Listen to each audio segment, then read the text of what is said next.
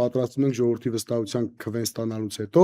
իսկական ասֆալտ փռենք, ոչ թե քերած ասֆալտը բերենք մարդկանց դռների դիմաց, բարձրացնենք այնքան, որ անձրևաջրերը ամբողջը լցվի մարդկանց տներում։ Չենք պատրաստում մի գիշերում ասֆալտի վրա ասֆալտ անել։ Օրինակ մի գիշերում այդ գյուղից մյուս գյուղ ճանապարհ կար, նախորդ օրը գնացել ենք այդ գյուղ քարոզարշավի, հաջորդ օր ընկերներով էին գնում ուրիշ հանդիպման, տեսանք մի գիշերվա մեջ ասֆալտ եղել, ասֆալտի վրա։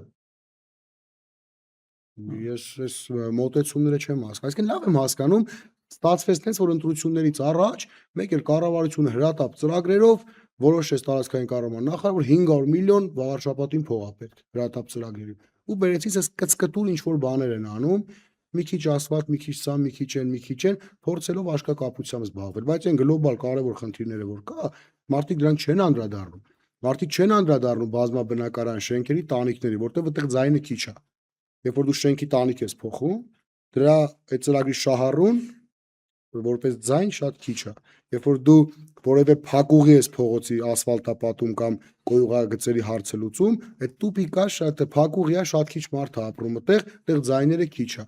Մարդիկ պարզապես ուզում են որևէ տեսանելի ինչ որ մի բան անեն, աշկակապությամբ զբաղվեն, որ կարողանան վաղարշապատցիների ձայները ստանալ։